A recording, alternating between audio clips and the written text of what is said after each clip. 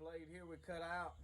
Now, to spare you the length of the video, if you want to watch me shaping this blade and all, go to my other video and watch me do the other knife blade principle. Same technique. I did the same thing. So it's already shaped. It's already probably not really sharp, but it has a edge. I haven't sharpened it. But what we're going to do is, you see this tang is going to be a partial tang. We're going to insert it in this piece of deer antler. What this is a tine off of a deer antler. I took a chop saw and I cut it off there, and then I cut it down to the length that I wanted where it had a crook in it, and I got a piece that's just right for my handle. Now what we're going to do is I'm going to round some of these edges off a little bit here on this belt sander, and we're going to show you how we assemble this. Put my goggles down on. These little chips of bone, you have to watch them. They're about like metal. Once they're in your eyeball, it's hard to get it out.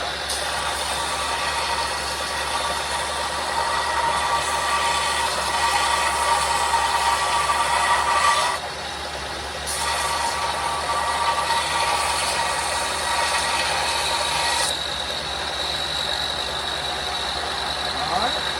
Now what we did, this is a pretty fine belt. We can, you can actually sharpen this knife here, but not to my standard.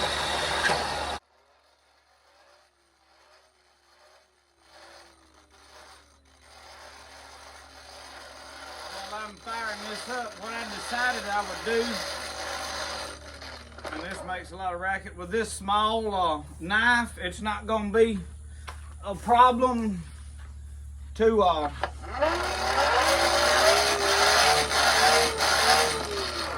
it's not going to be a problem to temper this blade, because I'm not going to be batoning it or abusing it. And just to show you how I do that, I'm going to temper this knife blade. Gives it a nice dark color. So I'm just going right quick, I decided I would go ahead and temper this blade.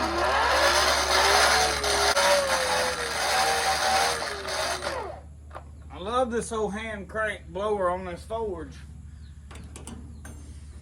Power goes down. I'm not dependent on any other fuels other than coal, and I've got a couple of buckets, and now if it gets to where I can't just go buy coal, that may be another problem. You can use wood charcoal, but it does not work as good.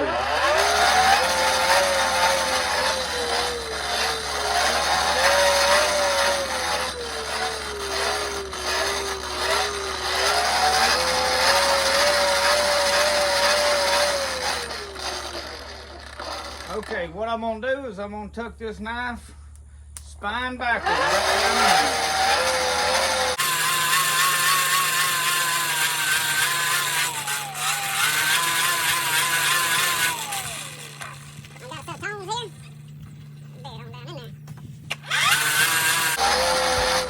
Now when you're doing this, you have to be careful with these small thin blades. You'll melt them. So you've got to keep moving it, keep an eye on it.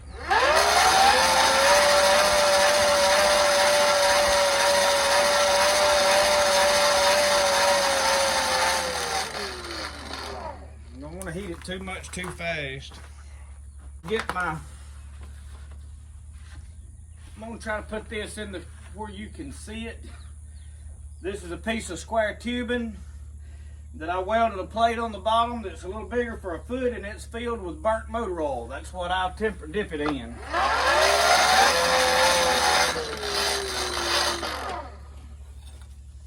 You see that blade's already turning orange.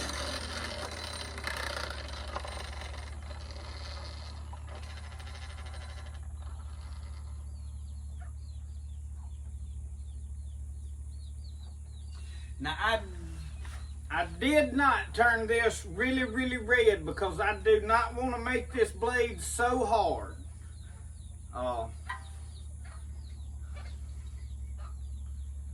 I mainly wanted to show you the technique, and I'm going to look at it here and see what kind of color I have on my blade. You have to watch too, it will bow if you heat it. If you lay it down flat and heat it, it will bow.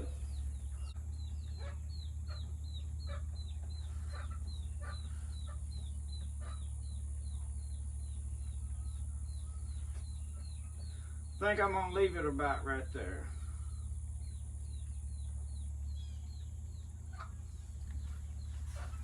Let me take a file and I can see exactly what I've got. Okay, it's not as hard as I want it. I run the file over it, and it's softer than I want it to be. So I'm gonna heat it a little hotter than what I had it here.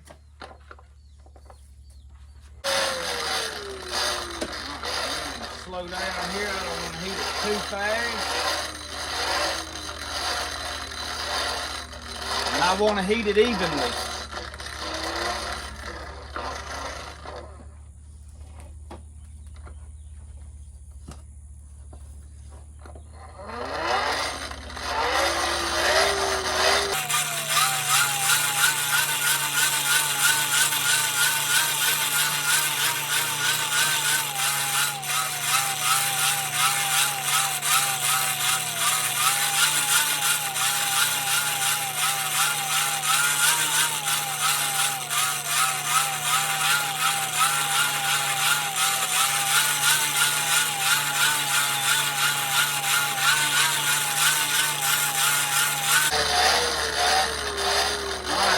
Pretty red, that's what I'm looking for. Like I said, I didn't want to get it too hard. I could have turned it orange, but I don't. This small thin blade, I don't want to get mine that hard.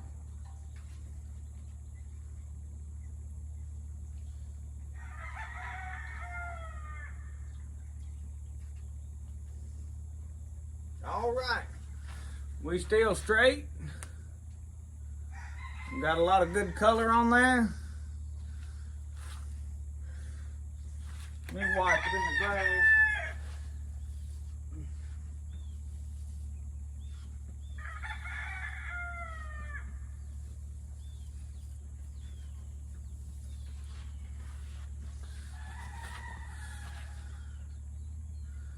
I know it's probably hard for you to see.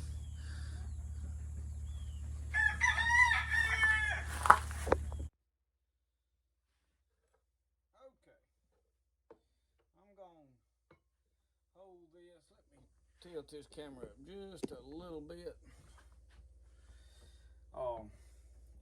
Got this shaped like I want it.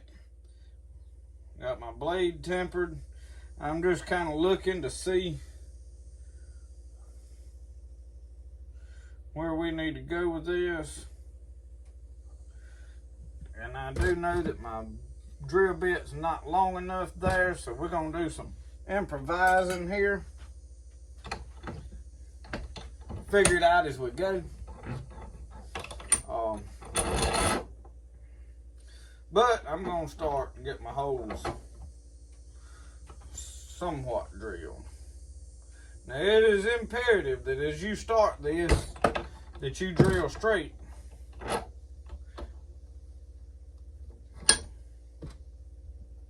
And when I say straight, this is a crooked handle.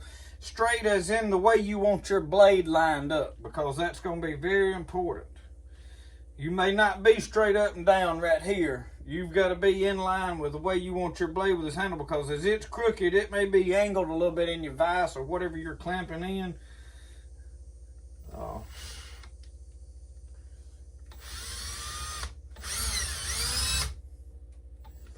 But now your blade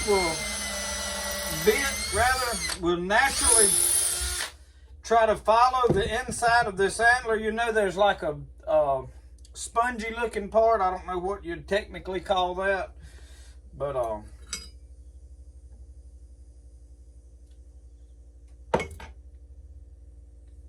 and it's not gonna matter that my hole may not be perfect in size.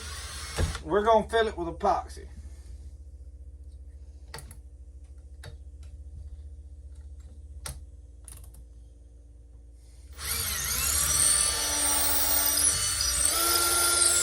Now there is another method to this madness. You can take and heat this up red hot and burn it down into there. A little more time consuming process. what I'm doing is I'm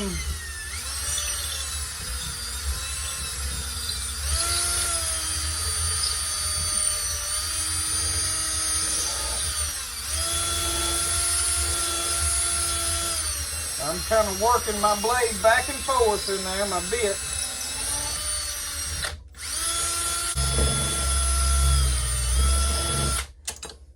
Yeah, my bit fell out. That will start. That is backwards. That's the way we want it. Okay. I have a specialty tool that I can get deeper with. This is a welding rod that I welded with a MIG welder a drill bit onto the end of it so that I could drill as deep as I wanted to into something. I made this for when I was hollowing out some sticks. I made a pipe. But anyway, out here, when you need something, don't get online and go to looking for it. You go to making most of the time, if you have the resources, depending on what it is and how precision that it's got to be. You know, what I want to do is measure. Now that is perfect. I don't have to put nothing on here. It comes right to where this weld starts, so I don't have to put a piece of tape on there to know how deep to go.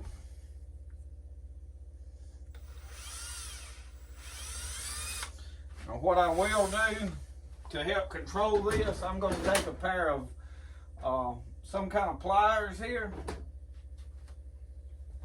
These here, I think, has a slick spot, yes. When I clamp them down, they're loose on there. That's what I want. That way I can control this.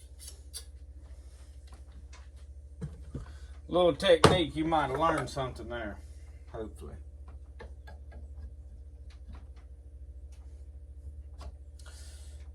And probably what I need to do is taper this a little bit because it's going to be hard to drill this out perfectly.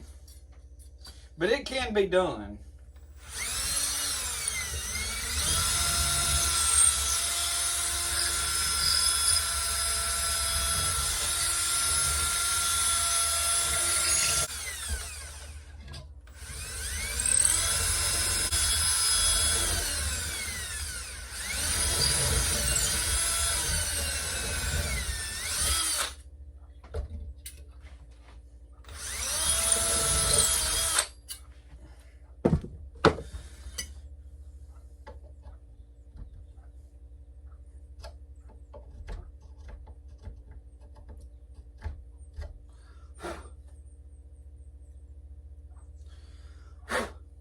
I don't have a way of seeing in there to know.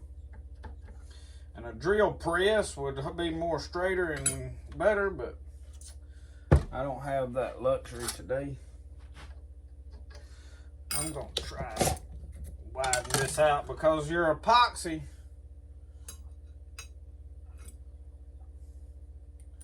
this will actually go to the bottom if I barely put it in here.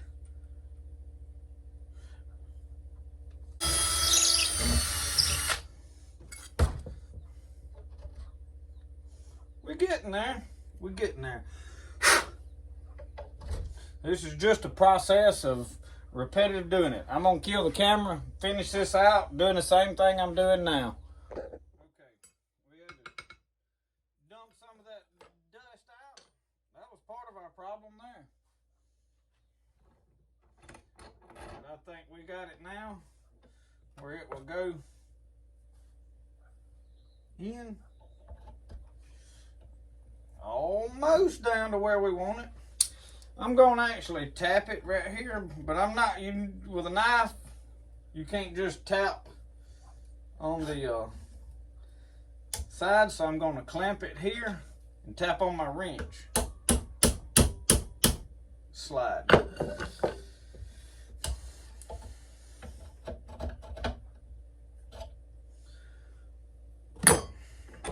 Make sure I got everything out of there.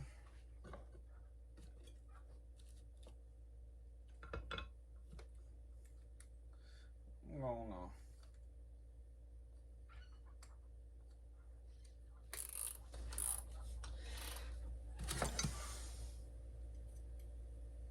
that should take me to the bottom right there. If you notice, I don't attempt to make beautiful knives. I want to make functional knives.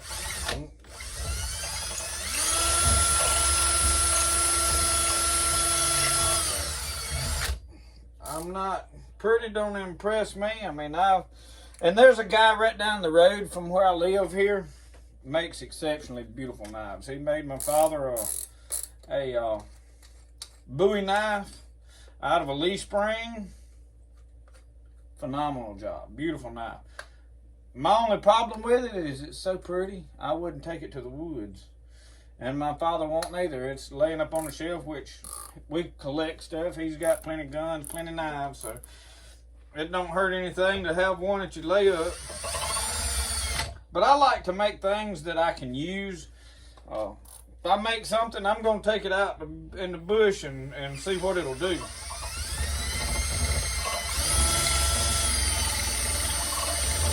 This may wind up being my main skinning knife this year.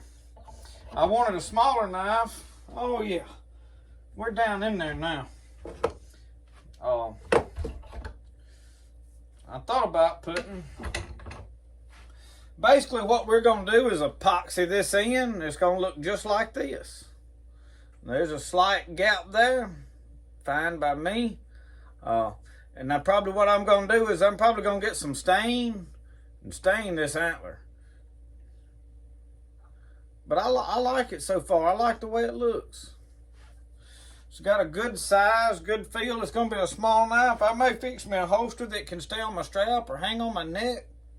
I don't know, because I wear this big knife right here on my side, and this is just going to be sort of a companion knife. This one, it'll always stay sharp. And this one will be one that I do most of my carving and woodworking and bushcrafting with. So let's epoxy this in here right quick. We can do anything else we want to do outside the fact. We're going to mix up some JB Weld, the same as we did in the previous videos. I'm going to leave that out in case I need it. My workshop is a mess, but that's just kind of the way I roll. I like to know where my stuff's at, but it's spick and span's not for me. I've got a finishing nail. That's what I mix my JB Weld here with. This is actually JB Quick, but it's a 2-part epoxy. And I realize there are some better epoxies out there now. In fact, I have used some in the past, and I had some here, I thought, and I don't anymore, but I've got this. I'm all about using what I've got, making do, such as that. I don't know. I don't like to just go shopping for the heck of it. This is, my channel's geared to making do with what you can find, resources, scavenging.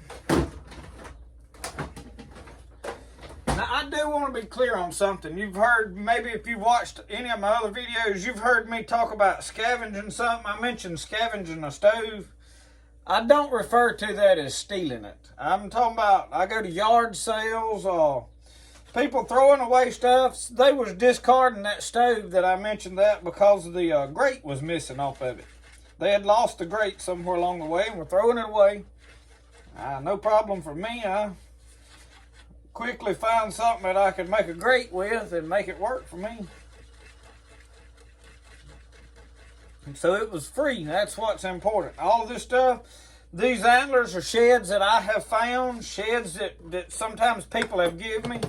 My dad runs through these big chop saw blades, and that's what this knife is made out of. The same thing the big knife is, chop saw blade. He runs through those maybe once a month, I would say. He builds a lot of these big metal trusses that go in these shops.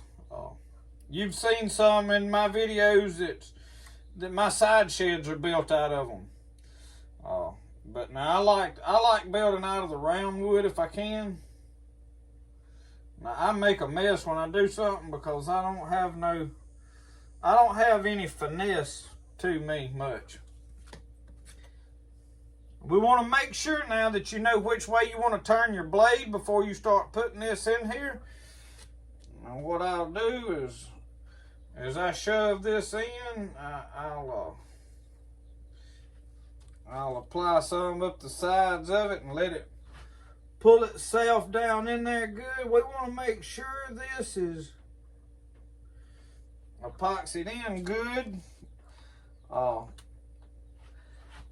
I'm not sure after I tempered it how hard it would be to put a hole in it. I feel positive that I can get a hole made into it. I'm just adding this to the sides as that goes in, letting it pull it down in there with it. All right, we're all the way in now, according to what it feels like. I'm gonna add some here. I will sand this away or hand file it away once this is set up.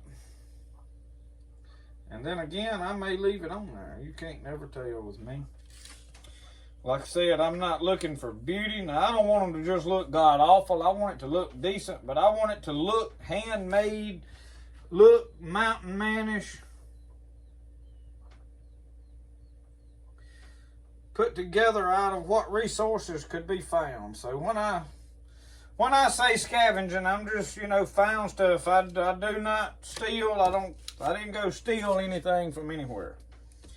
I don't believe in that.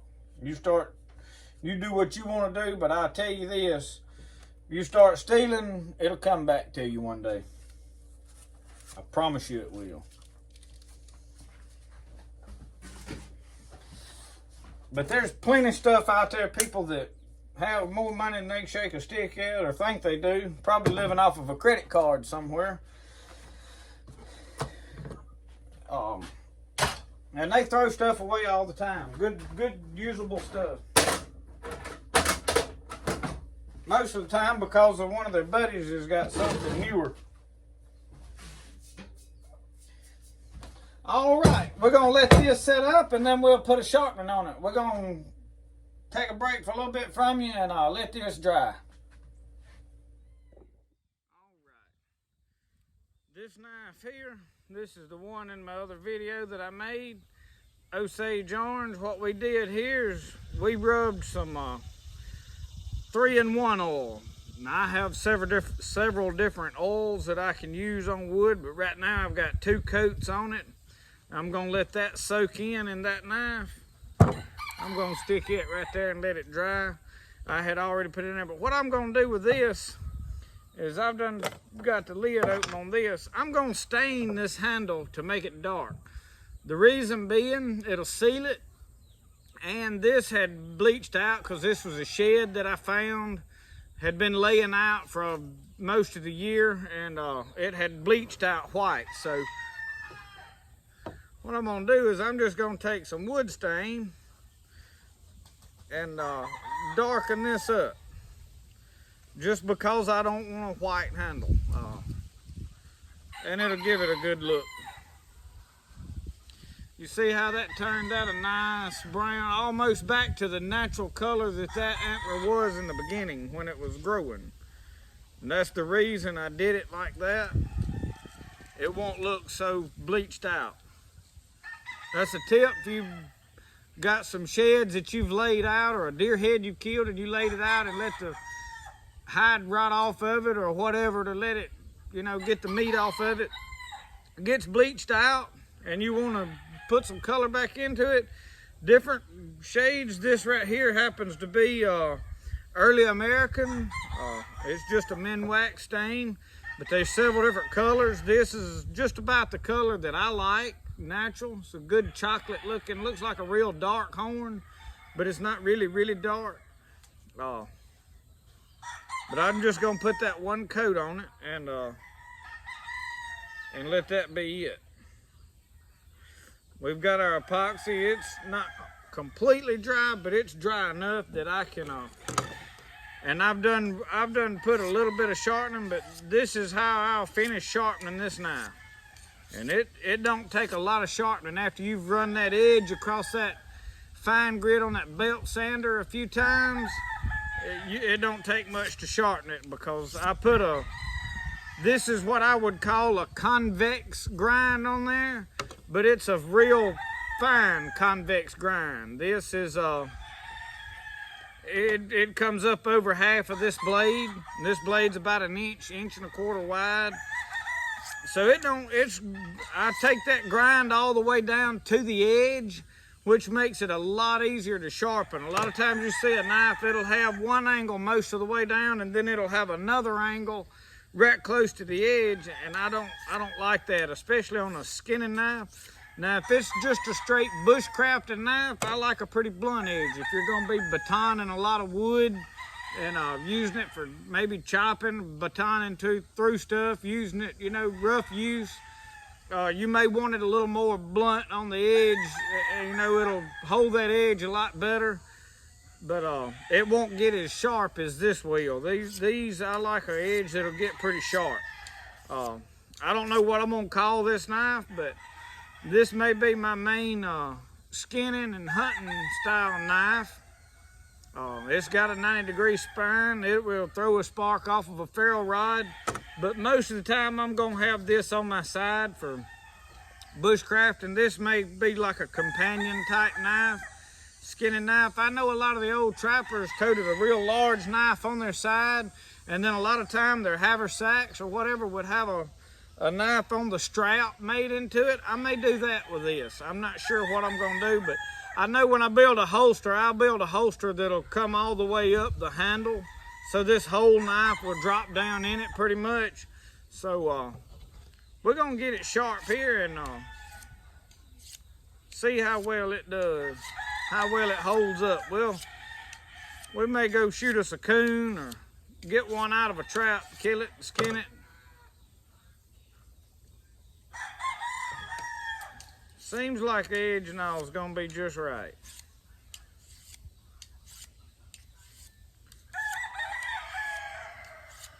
All right. Well, thank y'all for watching.